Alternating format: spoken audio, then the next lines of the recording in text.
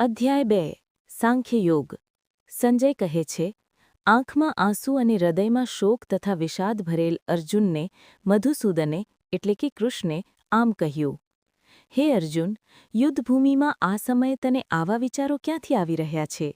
કારણ કે જેને લીધે ન તો સ્વર્ગ મળે છે કે ન તો કીર્તિ પ્રાપ્ત થાય છે, આવા વિચારો તારા જેવા શ્રેષ્ઠ પુરુષો કરતા નથી. હે પાર્થ, તું આવા દુર્બળ અને કાયર વિચારોનો ત્યાગ કર અને યુદ્ધ કરવા માટે તૈયાર થા. અર્જુન કહે છે, હે મધુસૂદન, હું કેવી રીતે યુદ્ધભૂમિમાં ભીષ્મ પિતામહ અને આચાર્ય દ્રોણ સાથે યુદ્ધ કરું? હે અરિસૂદન, મારી માટે બંને પૂજનીય છે. ગુરુ અને પૂજ્યજનોના લોહીથી ખરડાયેલા હાથે મળેલ રાજ્યનો ઉપભોગ કરવા કરતાં ભિક્ષા માંગી જીવન વિતાવવું મને બહેતર લાગે છે. વળી એમને મારીને મને શું મળશે? ધન અને ભોગ વૈભવ જ ને. મને તો એ પણ ખબર નથી પડતી કે યુદ્ધ કરવું જોઈએ કે નહીં, અને એ પણ ખબર નથી કે એનું કેવું પરિણામ અમારે માટે યોગ્ય રહેશે, અમારી જીત કે કૌરવોની. કારણ કે જેમને મારીને અમને જીવવાની ઈચ્છા જ ન રહે એવા ધૃતરાષ્ટ્રના પુત્રો અમારી સાથે યુદ્ધ કરવા માટે તૈયાર ઊભા છે. મારું મન દ્વિધામાં છે, અને આ સ્થિતિમાં મારું શું ધર્મ છે, મારે શું કરવું જોઈએ, એ મારી સમજમાં નથી આવતું. એથી હે કેશવ, હું આપને પૂછું છું કે મારે માટે જે સર્વ પ્રકારે યોગ્ય અને કલ્યાણકારક હોય એ માર્ગ મને બતાવો.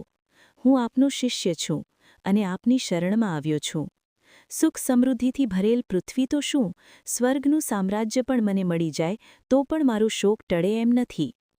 સંજય કહે છે, હે રાજન, શ્રીકૃષ્ણને અર્જુન હું યુદ્ધ નહીં કરું એવું સ્પષ્ટ કહી શાંત એટલે કે ચૂપ થયો ત્યારે બંને સેનાની મધ્યમાં ગ્લાનિ અને વિષાદમાં ડૂબેલ અર્જુનને સ્મિત કરતા રધિકેશે આમ કહ્યું, હે અર્જુન, તું જેનો શોક કરવો યોગ્ય નથી તેનો શોક કરે છે અને વિદ્વતાના વચનો બોલે છે.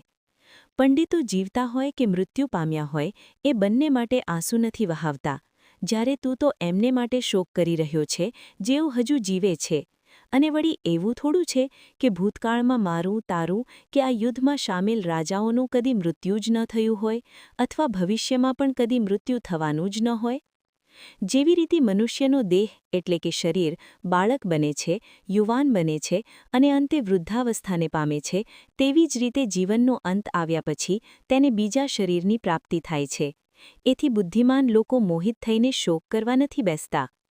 હે કૌંતેય, ટાઢ તાપ કે સુખ દુઃખનો અનુભવ કરવાવાળા ઇન્દ્રિયના પદાર્થો તો ચલાયમાન અને અનિત્ય છે, તે કાયમ માટે રહેતા નથી. એથી હે ભારત, એને સહન કર. જે ધીર પુરુષ એનાથી વ્યથિત નથી થતો તથા સુખ અને દુઃખ બંનેમાં સમ રહે છે તે મોક્ષનો અધિકારી થાય છે. અસત કદી અમર નથી રહેતું, જ્યારે સતનો કદાપી નાશ નથી થતો. તત્વદર્શીઓએ આવો આનો નિર્ણય લીધેલો છે. જે સર્વત્ર વ્યાપક છે તે તત્વ તો અવિનાશી છે, અને જે અવિનાશી હોય એનો નાશ કદાપી નથી થતો. આ દેહ તો ક્ષણભંગુર છે, વિનાશશીલ છે, પરંતુ તેમાં રહેતો આત્મા અમર છે. એનો ન તો અંત આવે છે કે ન તેને કોઈ મારી શકે છે.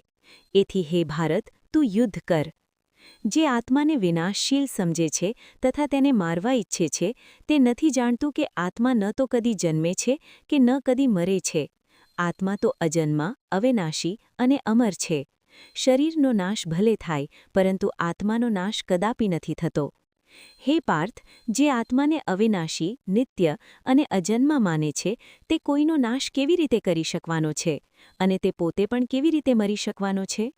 જેવી રીતે કોઈ વ્યક્તિ જૂના વસ્ત્રો ત્યજી નવા વસ્ત્રોને ધારણ કરે છે, તેવી જ રીતે જીવાત્મા એક શરીરને છોડીને બીજા શરીરને પ્રાપ્ત કરે છે. આત્માને ન તો શસ્ત્ર છેદી શકે છે, ન અગ્નિ બાળી શકે છે, ન પાણી ભીંજવી શકે છે કે ન તો પવન સૂકવી શકે છે. આત્મા તો અછેદ્ય, અદાહ્ય, અશોષ્ય અને પલળે નહીં તેવો છે. આત્મા તો નિત્ય છે, સર્વવ્યાપી છે, અંતહીન છે, શાશ્વત છે. આત્મા ન તો સ્થૂળ આંખે જોઈ શકાય છે કે ન તો બુદ્ધિ વડે સમજી શકાય છે. આત્મા અવિકારી છે, હંમેશના માટે એક સરખો રહેનાર છે. એથી હે પાર્થ, તારે શોક કરવાની કોઈ આવશ્યકતા નથી. હે મહાબાહો, જો તું આત્માને વારે વારે જન્મ લેનાર અથવા મૃત્યુ પામનાર માનતો હોય તો પણ તારે માટે શોક કરવાનું કોઈ કારણ નથી, કારણ કે જેવી રીતે દરેક જન્મ લેનારનું મૃત્યુ નિશ્ચિત છે, તેવી જ રીતે દરેક મરનારનું ફરી જન્મવું પણ એટલું જ નિશ્ચિત છે. એ ક્રમના ફેરફાર કરવા માટે તું અસમર્થ છે, એટલે તારે એ વિચારી શોક કરવાની જરૂર નથી. હે અર્જુન, દરેક જીવાત્મા જન્મ પહેલાં અને મૃત્યુ પછી દેખાતો નથી. આ તો વચ્ચેની અવસ્થામાં જ તું એને જોઈ શકે છે. તો પછી એને માટે તું કેમ શોક કરે છે? કોઈ આત્માને અચરજથી જુએ છે, કોઈ અચરજથી એના વિશે વર્ણન કરે છે, પરંતુ આત્મા વિશે સાંભળનાર અનેકોમાંથી કોઈક જ એને ખરેખર જાણી શકે છે. હે ભારત, આત્મા નિત્ય છે, અવિનાશી છે. એથી તારે કોઈના મૃત્યુ પામવા પર શોક કરવાની જરૂરત નથી. હે પાર્થ, તું તારા સ્વધર્મ વિશે વિચાર. તું ક્ષત્રિય છે, અને ન્યાય માટે લડાનાર આ યુદ્ધમાં ભાગ લેવાથી મોટું તારે માટે કોઈ કર્તવ્ય નથી.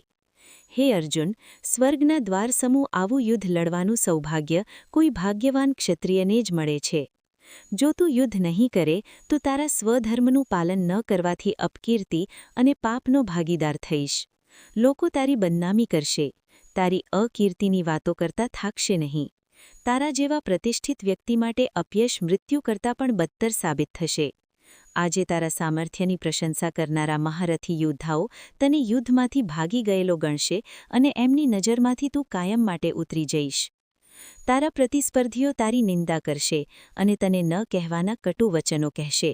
એથી અધિક દુઃખદાયી બીજું શું હોઈ શકે? હવે જરા વિચાર કર કે જો તું યુદ્ધ કરીશ તો તારું શું જવાનું છે?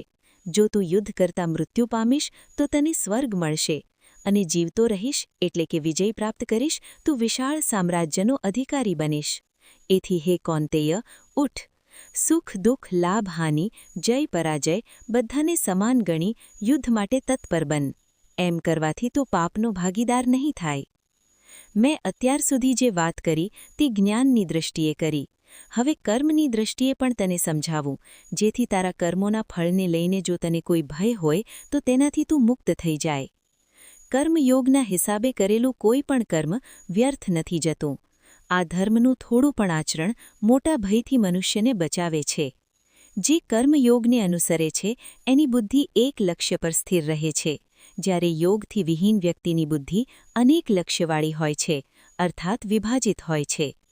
હે પાર્થ, એવા યોગહીન લોકો કેવળ વેદોના સંભાષણને જ સર્વકાહી માને છે, સ્વર્ગ અને સ્વર્ગના સુખોને જ પ્રાપ્ત કરવા યોગ્ય વસ્તુ માને છે અને બીજું કાંઈ ઉત્તમ નથી તેમ બોલે છે. તેઓ દુનિયાવી ઈચ્છાઓ એટલે કે વાસનાઓમાં ફસાયેલા હોય છે. એવા લોકો જન્મ મરણના ચક્રમાં ફર્યા કરે છે. ભોગ ઐશ્વર્યની ઈચ્છાથી જુદી જુદી જાતના કર્મોમાં પ્રવૃત્ત થયેલ એવા લોકોની બુદ્ધિનું હરણ થયેલું હોય છે. એથી તેઓ કર્મયોગમાં કુશળતા પામીને પ્રભુની એટલે કે સમાધિ દશાની પ્રાપ્તિ કરી શકતા નથી. વેદમાં 3 ગુણોનું વર્ણન કરેલું છે. હે અર્જુન, તારે આ 3 ગુણોથી પર એટલે કે ગુણાતીત થઈ બધા જ દ્વંદ્વોથી મુક્તિ મેળવવાની છે. એથી તું લડવાથી થતી લાભહાનિની ચિંતા છોડ અને આત્મસ્થિત થા.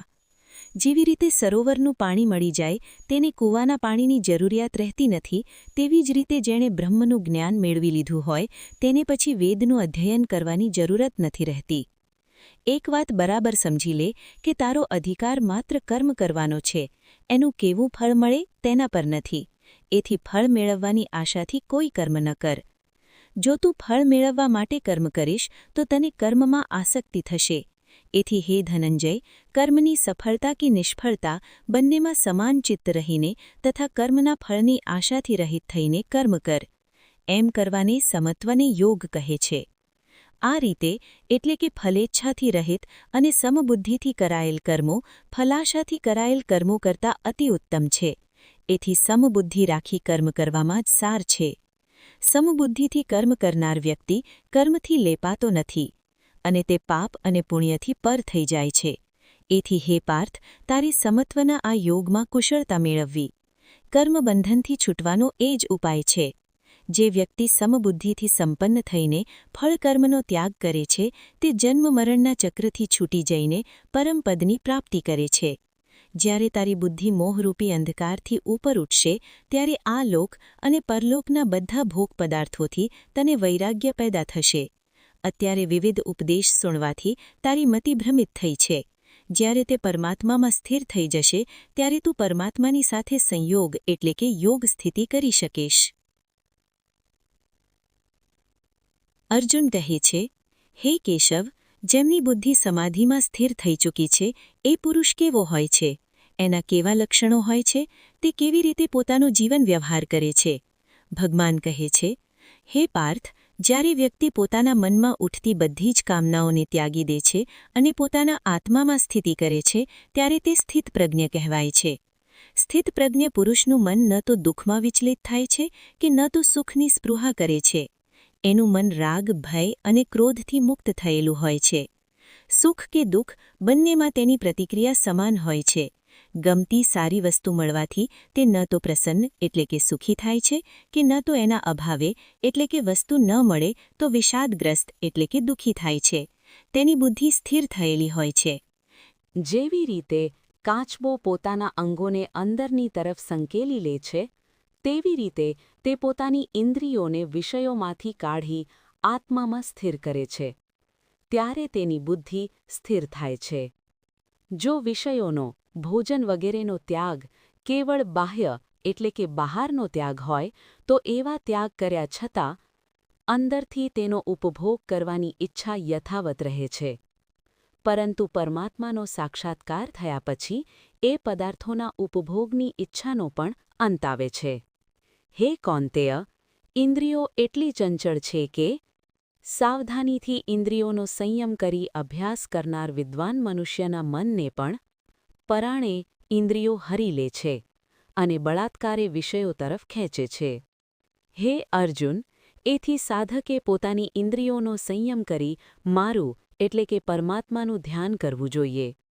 એમ કરવાથી ઇન્દ્રિયો વશમાં રહેશે અને મારામાં એટલે કે પ્રભુમાં મન બુદ્ધિને સ્થિર કરી શકશે.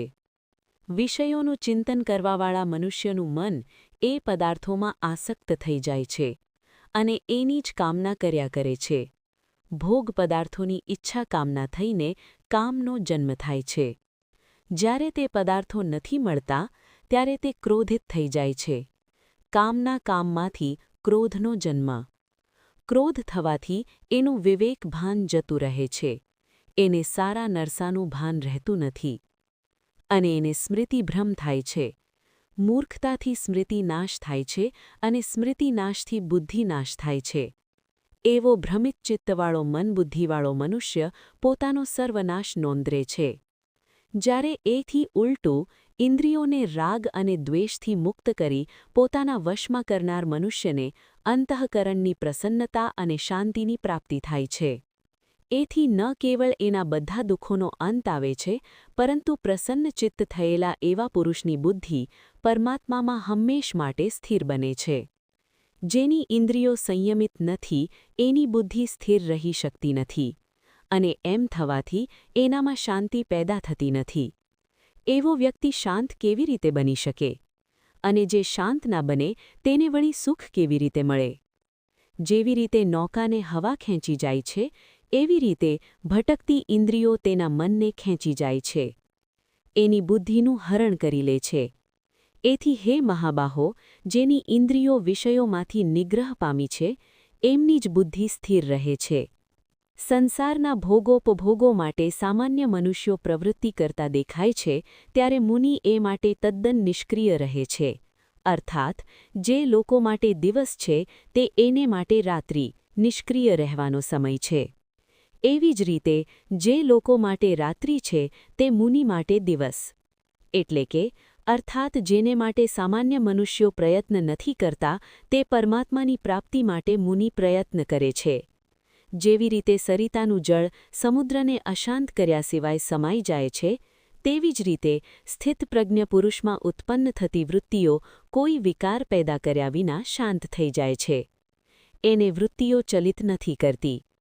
એવો પુરુષ પરમ શાંતિને પ્રાપ્ત કરે છે, નહીં કે સામાન્ય મનુષ્ય કે જે વૃત્તિઓ પાછળ ભાગતો ફરે છે. એથી હે અર્જુન, બધી જ કામનાઓનો ત્યાગ કર. જે મનુષ્ય મમતા, અહંકાર અને બધી જ ઈચ્છાઓથી મુક્ત થઈ જાય છે તે પરમ શાંતિને પામી લે છે. હે અર્જુન, એવો મનુષ્ય બ્રહ્મમાં સ્થિતિ કરે છે. એવી બ્રહ્મી સ્થિતિને પ્રાપ્ત કર્યા પછી એ સંસારના ભોગ પદાર્થોથી કદી મોહિત નથી થતો અને અંત સમયે ઉત્તમ ગતિને પ્રાપ્ત કરીને મુક્તિને પામે છે. અધ્યાય 2 સાંખ્ય યોગ સમાપ્ત.